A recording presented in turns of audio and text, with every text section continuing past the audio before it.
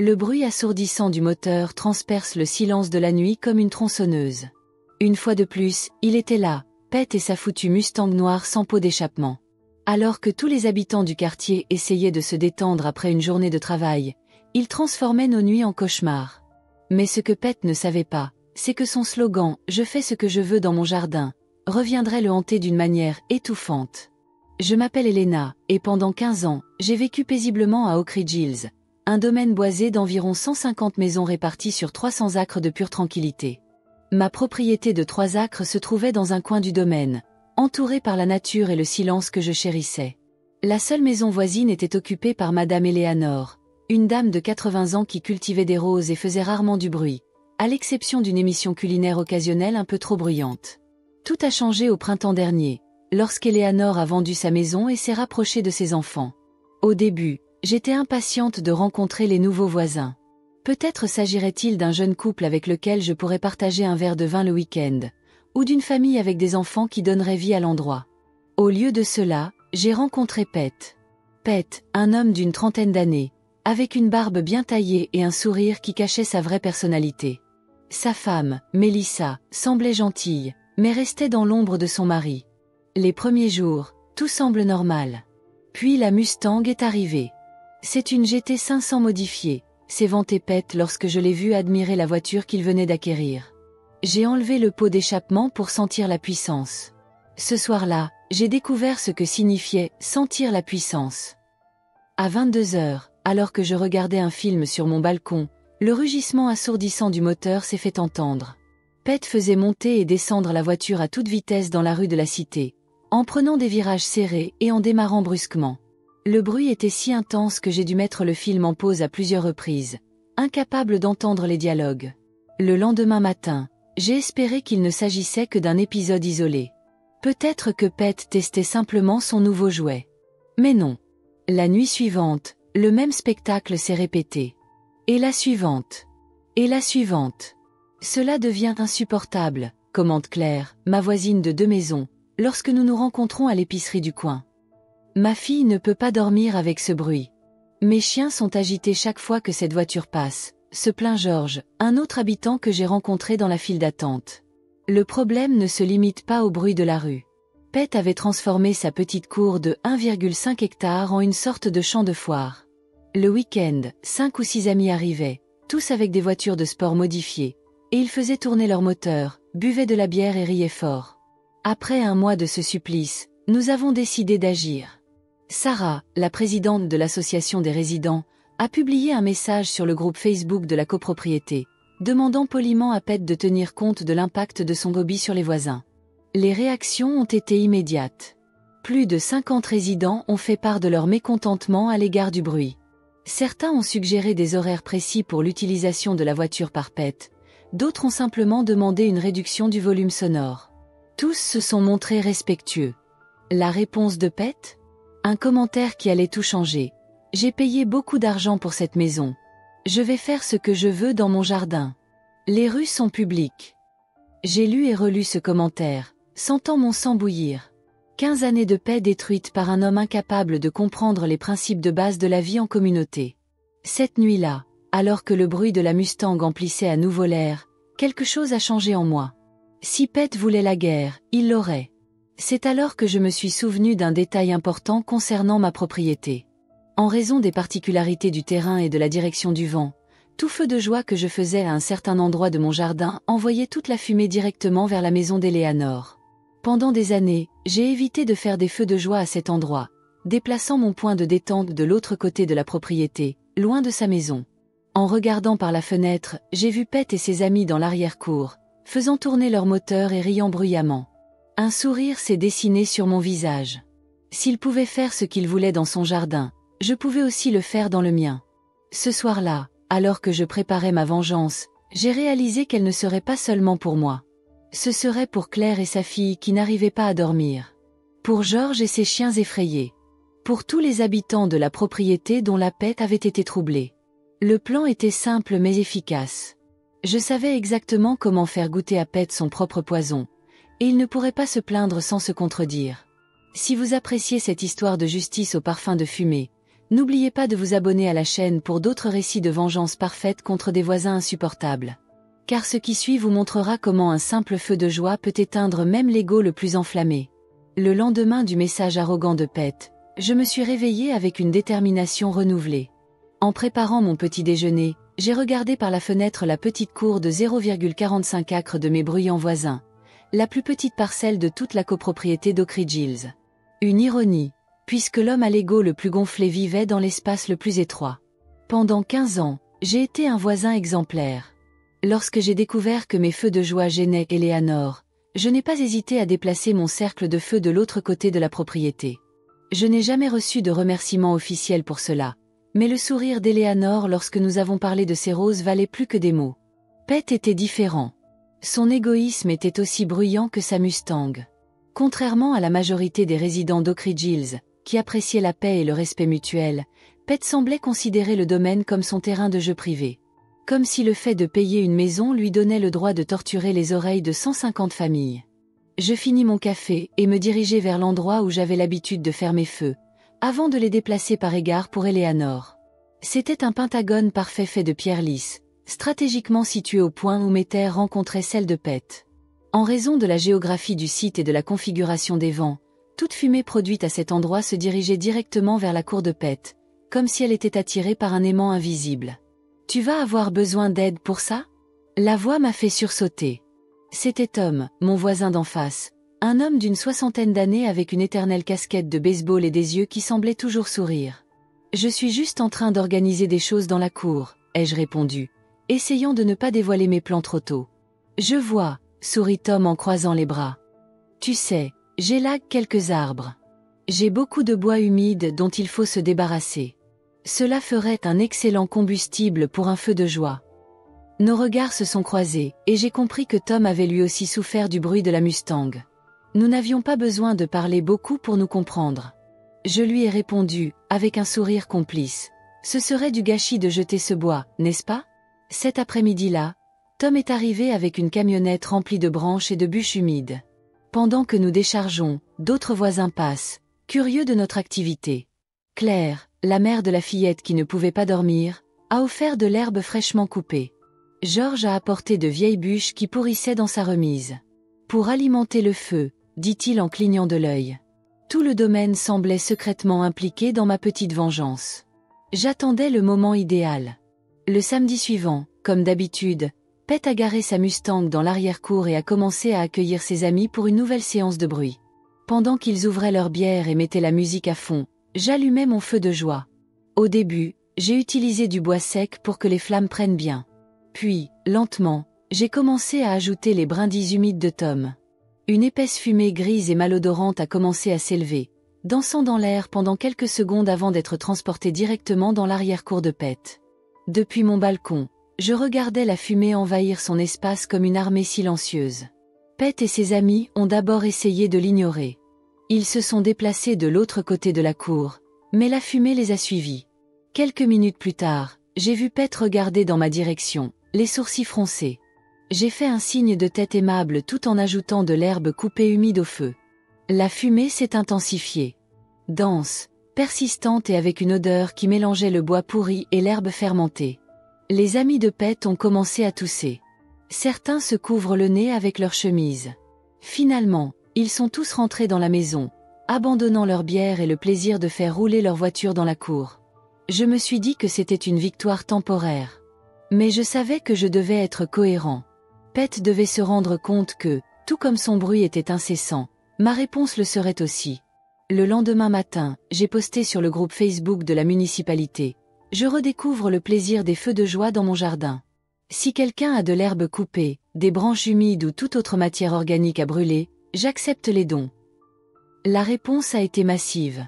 En quelques heures, plus de 20 voisins ont offert leurs déchets de jardin. Certains ont même proposé de les livrer personnellement. Tout le quartier s'était uni contre Pet, discrètement mais efficacement. Pendant les 2 semaines qui ont suivi, j'ai gardé mon feu de joie allumé presque en permanence. Mes chiens, Ruby et Max, sont devenus d'excellentes sentinelles. Chaque fois que Pet ou ses amis sortaient dans la cour, ils aboyaient, m'avertissant d'ajouter du combustible au feu. La routine était toujours la même.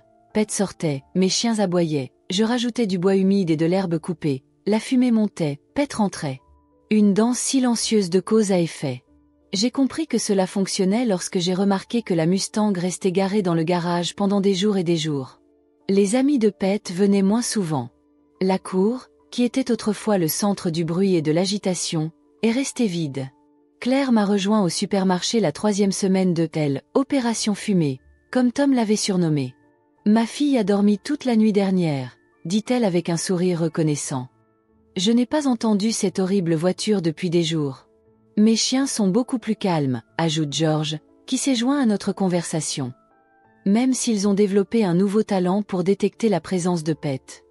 Nous avons ri ensemble, complices d'un secret que tout le domaine partageait, mais que personne ne mentionnait ouvertement. Au 20e jour de ma vengeance enfumée, un événement inattendu s'est produit. Alors que je rajoutais de l'huile sur le feu, j'ai vu Pet et sa femme sortir de la maison et se diriger vers moi. Pour la première fois depuis que je les ai rencontrés, il n'y avait pas d'arrogance sur le visage de Pet, juste une expression de défaite. « Elena », dit-il d'une voix étonnamment polie. « Pouvons-nous parler une minute ?» J'ai redressé mon tablier, faisant semblant d'être surprise par cette visite. « Bien sûr, que puis-je faire pour vous ?» Pet a regardé sa femme, comme s'il cherchait du courage. Mélissa s'est avancée. « Elena, nous voulions parler de l'incendie », commence-t-elle, sa voix douce contrastant avec le tempérament explosif de son mari.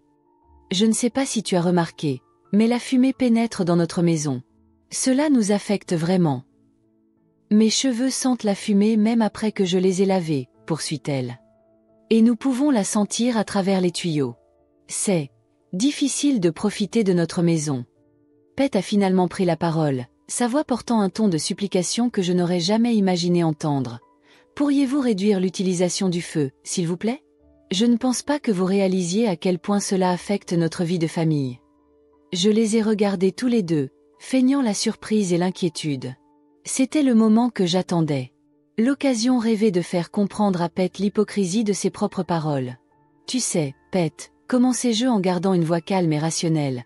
Parfois nous ne réalisons pas à quel point nos actions peuvent affecter les voisins jusqu'à ce qu'ils nous le disent. » Pet a hoché la tête, apparemment soulagé par ma compréhension. « Mais, poursuivis-je, j'ai l'habitude de suivre le même processus de pensée que celui que tu as exprimé si clairement sur Facebook. » J'ai marqué une pause spectaculaire avant de citer ces mots exacts. « Je fais ce que je veux dans mon propre jardin. » La reconnaissance a frappé Pet comme un éclair. Il a écarquillé les yeux, réalisant enfin l'objectif de mon feu de camp permanent. « Et je sais que tu soutiens ce principe, n'est-ce pas, Pet ?» ai-je conclu en le regardant droit dans les yeux. Le regard de Pet à ce moment-là valait toutes les minutes que je passais à alimenter mon feu avec du bois humide. C'était comme si un miroir avait été placé devant lui, reflétant non seulement son visage, mais aussi toute l'arrogance dont il avait fait preuve pendant des semaines. Mélissa, sa femme, la regardait avec une expression mêlant l'embarras et la prise de conscience, comprenant enfin ce qui se passait. « Tu le fais exprès », marmonne Pet, dont la voix a perdu son assurance habituelle. « Faire quoi, Pet ? Profiter de mon propre jardin ? » ai-je répondu avec la même phrase qu'il avait utilisée comme bouclier. Je ne fais qu'exercer mon droit de propriétaire qui a payé cher pour cette maison, n'est-ce pas ? Mélissa a posé sa main sur le bras de son mari, comme pour essayer de le calmer. Pet, je crois que je comprends ce qui se passe ici. Le visage de Pet devint rouge, non pas de colère, mais d'embarras. Pour la première fois depuis qu'il avait emménagé à Oak Ridge Hills, il semblait vraiment sans voix. Elena, je comprends ce que tu fais, poursuit Mélissa, reprenant le contrôle de la situation. Et honnêtement, je ne peux pas t'en vouloir. Pet regarda sa femme, surpris par sa sincérité. On ne peut pas ? demande-t-il, sincèrement confus. Non, Pet, nous ne pouvons pas, répondit-elle fermement. Si nous le faisons, nous serons hypocrites. Tu as dit à tout le monde que tu pouvais faire ce que tu voulais dans ton jardin parce que tu l'avais payé. Elena ne fait que suivre le même principe. Un petit attroupement se forme. Tom arrose ses plantes près de la clôture. Claire se promène, nonchalamment, avec sa fille. George fait semblant de jouer avec ses chiens sur le bord de sa propriété. Tous sont stratégiquement positionnés pour assister à l'affrontement final. Mais la fumée, tente d'argumenter Pet, pénètre dans notre maison. Nous ne pouvons pas respirer correctement. Et le bruit de ta Mustang ? demandai-je en gardant ma voix calme. As-tu déjà pensé à la façon dont il envahit nos maisons? Comment il interrompt nos films, nos conversations, notre sommeil? Pete a regardé autour de lui, remarquant que tous les voisins l'observaient. Certains faisaient des signes, d'autres se contentaient de regarder, mais tous transmettaient le même message silencieux, le soutien à ma cause. Vous avez une idée du nombre d'enfants qui ne dorment pas parce que vous décidez de rouler à toute allure dans votre Mustang à 10 heures du soir? Je ne savais pas que c'était si grave, marmonne Pete, la voix presque inaudible.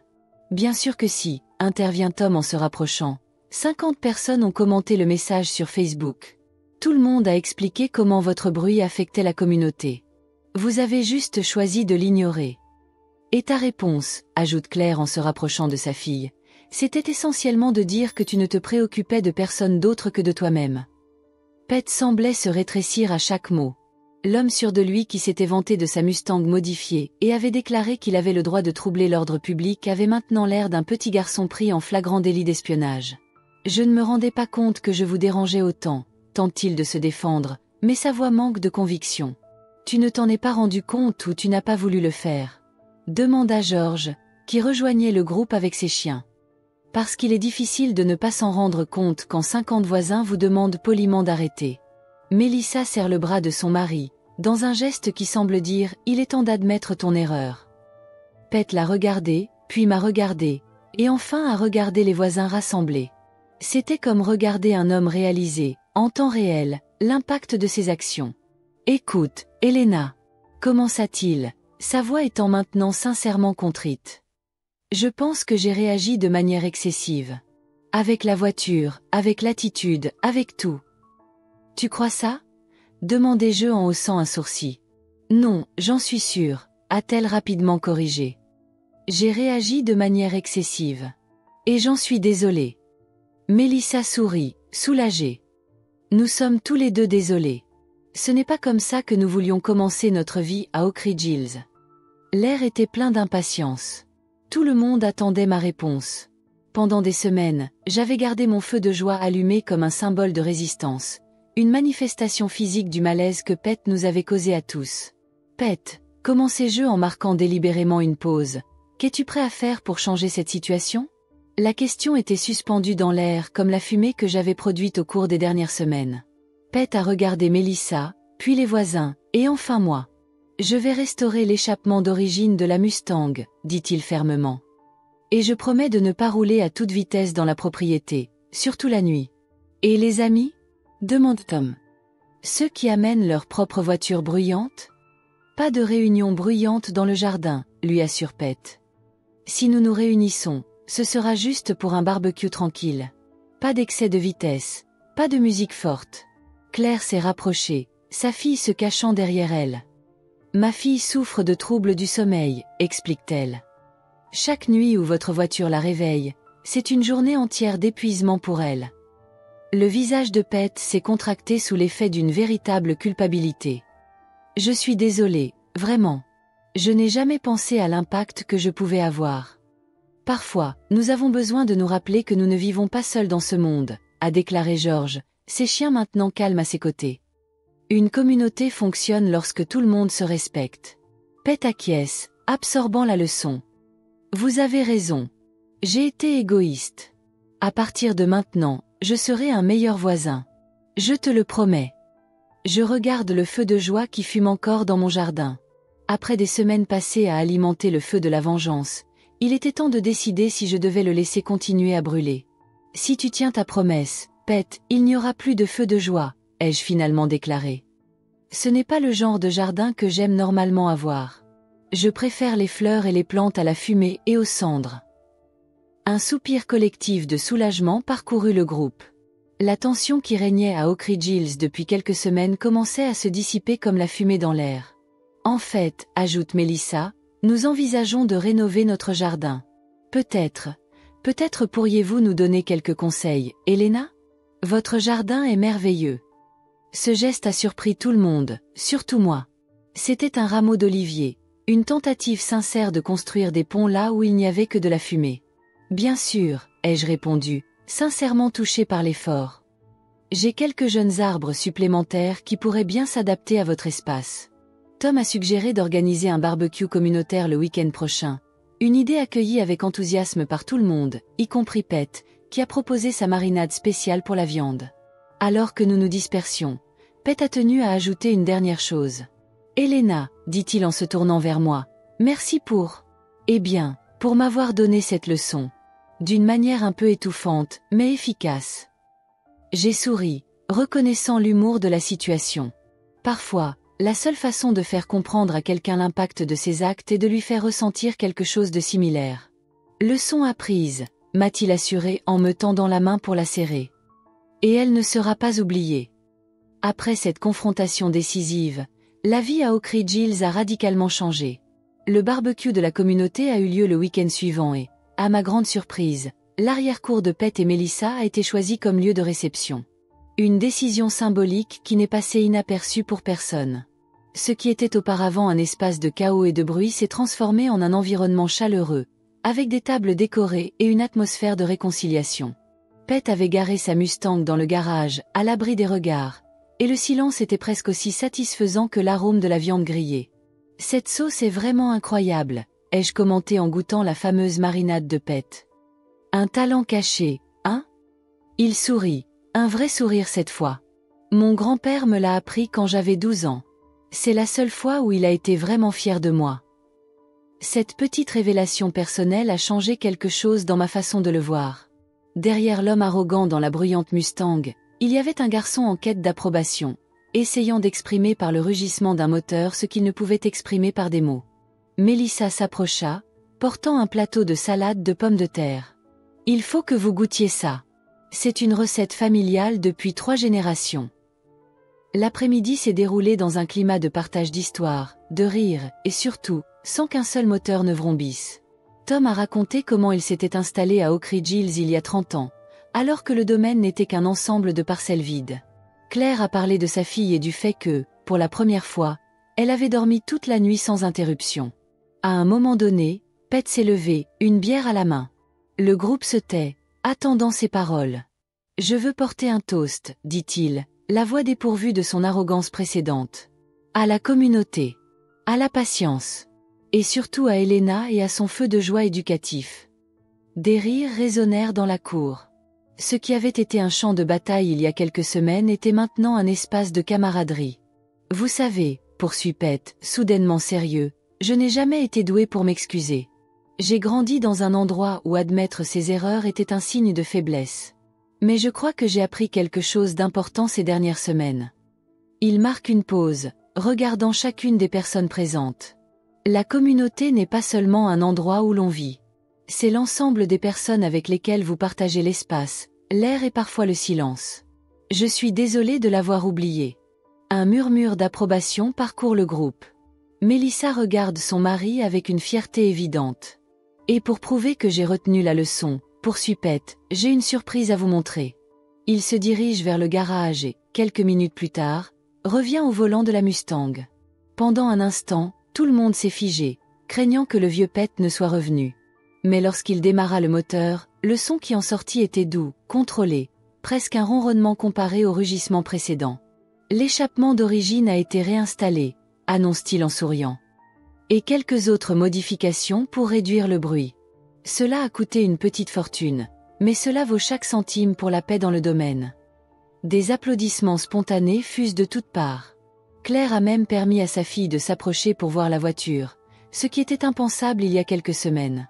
Au cours des semaines suivantes, la transformation s'est poursuivie. Pet et Melissa ont commencé à participer activement à l'association de quartier. Il a proposé d'aider à l'entretien des espaces communs et Melissa a organisé un groupe de jardinage qui se réunissait le samedi. Dans un geste de bonne volonté surprenant, Pet a créé un groupe Facebook intitulé « Responsible Motor of Oak Ridge Hills », où les passionnés de voitures du domaine discutent des moyens de profiter de leur véhicule sans troubler la paix locale. Ils ont même organisé des rencontres mensuelles sur des pistes adaptées, loin de la copropriété. Quant à moi, j'ai transformé l'emplacement du fameux feu de joie en un petit jardin d'herbes aromatiques. Le parfum du romarin et du basilic a remplacé l'odeur âcre de la fumée, un changement qui symbolise parfaitement la nouvelle dynamique d'Oak Ridge Hills. Un samedi après-midi, environ 2 mois après la confrontation, Pet a frappé à ma porte, un colis à la main. « Un petit merci », dit-il en me tendant une boîte élégamment emballée. « pour m'avoir donné une précieuse leçon d'humilité. À l'intérieur de la boîte se trouvait un ensemble d'outils de jardinage de haute qualité et un livre sur la culture des herbes médicinales. Mélissa m'a dit que vous souhaitiez agrandir votre jardin, m'a-t-il expliqué. J'ai pensé que cela pourrait vous aider. C'est très gentil de ta part, Pet, ai-je répondu, sincèrement touché par ce geste. J'ai déjà choisi l'endroit idéal pour planter de la camomille. On dit que c'est excellent pour calmer les nerfs. Il rit, saisissant la subtile ironie de la situation. Je pense que nous avons tous besoin d'un peu de cela de temps en temps. Pendant que Pet s'éloignait, Ruby et Max, mes fidèles chiens, observaient calmement la scène depuis le balcon. Ils n'aboyaient plus en le voyant. En fait, Max remuait même la queue de temps en temps, signe évident que les temps avaient vraiment changé. Tom, qui taillait ses rosiers de l'autre côté de la clôture, me fit un signe de la main. « Qu'est-ce que tu en sais ?» La terreur du Mustang est devenue un voisin modèle.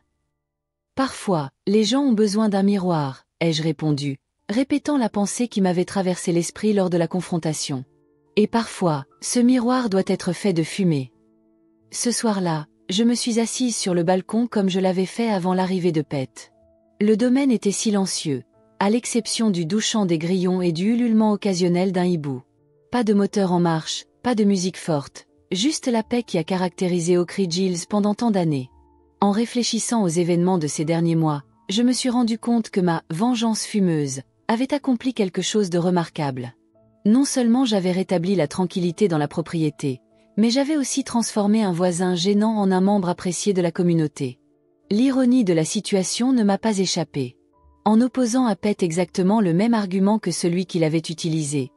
Je fais ce que je veux dans mon jardin. Moi, j'avais non seulement démasqué son hypocrisie, mais j'avais également fait en sorte qu'il se sente à l'aise. J'avais non seulement démasqué son hypocrisie, mais aussi créé une opportunité de croissance mutuelle. Parfois, la meilleure vengeance n'est pas celle qui détruit l'adversaire, mais celle qui le transforme. Pet comprenait désormais l'impact de ses actions sur les autres, une leçon qu'aucune amende ou plainte formelle n'aurait pu lui enseigner aussi efficacement que mon feu de joie stratégiquement placé. Comme l'avait dit Tom, il faut parfois un peu de fumée dans les yeux pour que quelqu'un voie clair. Dans le cas de Pet, la fumée lui a non seulement ouvert les yeux, mais aussi le cœur aux besoins et aux sentiments de toute une communauté. Oak Ridge Hills est redevenu l'endroit tranquille qu'il a toujours été, mais avec une nouvelle appréciation de la signification du respect mutuel et de la considération. Et tout cela grâce à un peu de fumée au bon endroit et au bon moment. La prochaine fois que quelqu'un vous dira « Je fais ce que je veux dans mon jardin », rappelez-vous, toute action a une réaction. Et parfois cette réaction peut prendre la forme d'un feu de joie persistant et fumant qui fait ressortir la véritable essence de la vie en communauté.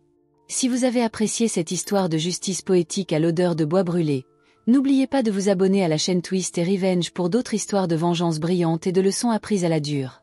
Car pour chaque voisin bruyant, il y a toujours quelqu'un qui a un feu prêt à être allumé et une leçon prête à être enseignée.